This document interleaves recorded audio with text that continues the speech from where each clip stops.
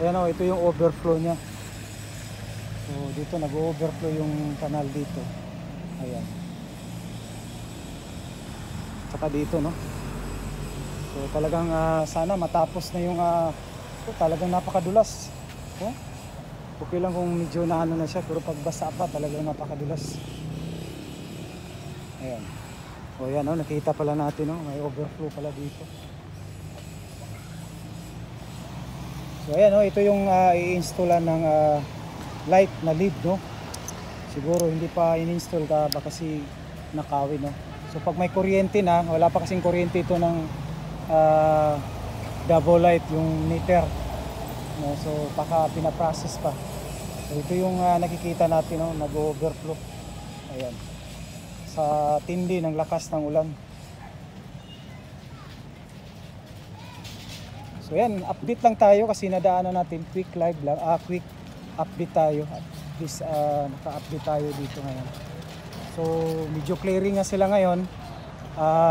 Konti na lang nakikita nating mga workers na contractor na gumagawa dito. So yan, hinihintay na lang this month.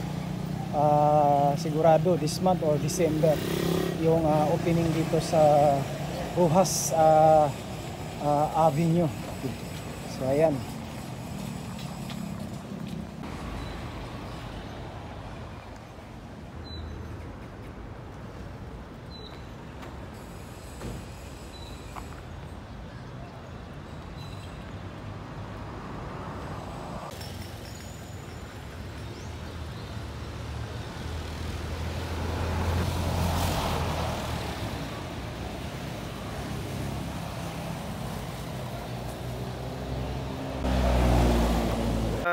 Since galing tayo dun sa Coastal Road dyan sa may Box Culvert Project, so daanan na lang natin itong Rojas Avenue no? So ayan, kasi kagabi napakalakas ng ulan. So ito pala yung mangyayari pag lumalakas yung ulan dito. So yung mga putik, yung baha siguro nag-overflow dito.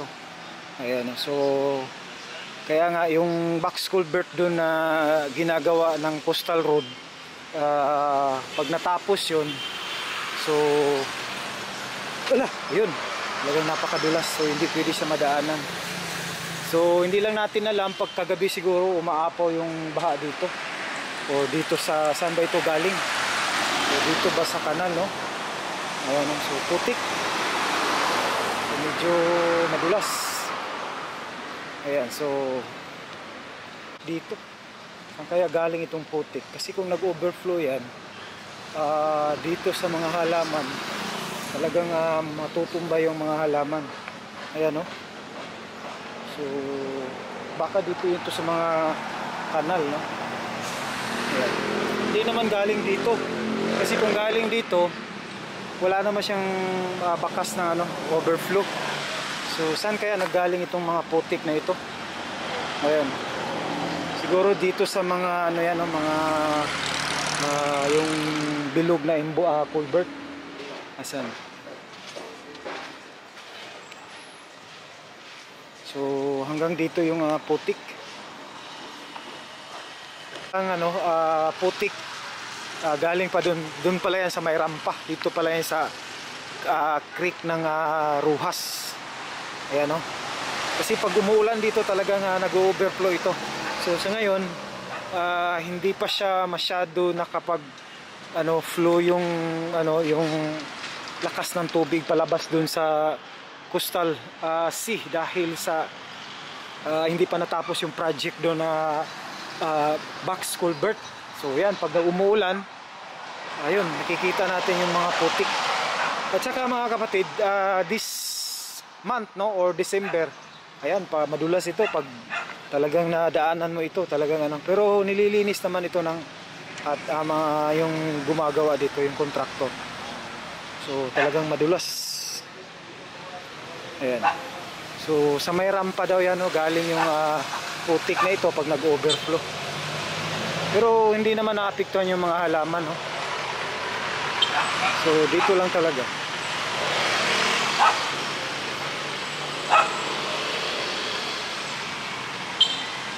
Yan pala ito pala Dito pala nag-overflow. Oh, nakita natin, no. So dun hindi, dito pala nag-overflow. So sa ngayon nililinis na ito, no, kasi delikado pag na-slide ka dito. Ayan. So itong hairnet na green, pag na-turn over ito, siguro kukunin niya, no.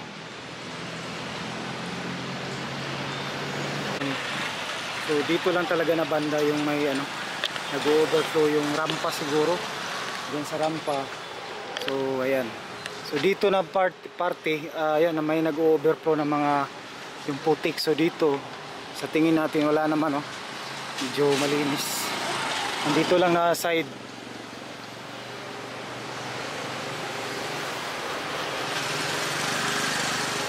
Ito yung mag-aano dito, yung metro. So si City Government of Davao na. Ay ito yung ilaw. Hindi lang siya in-install pa dito, pero may wiring ito sa loob.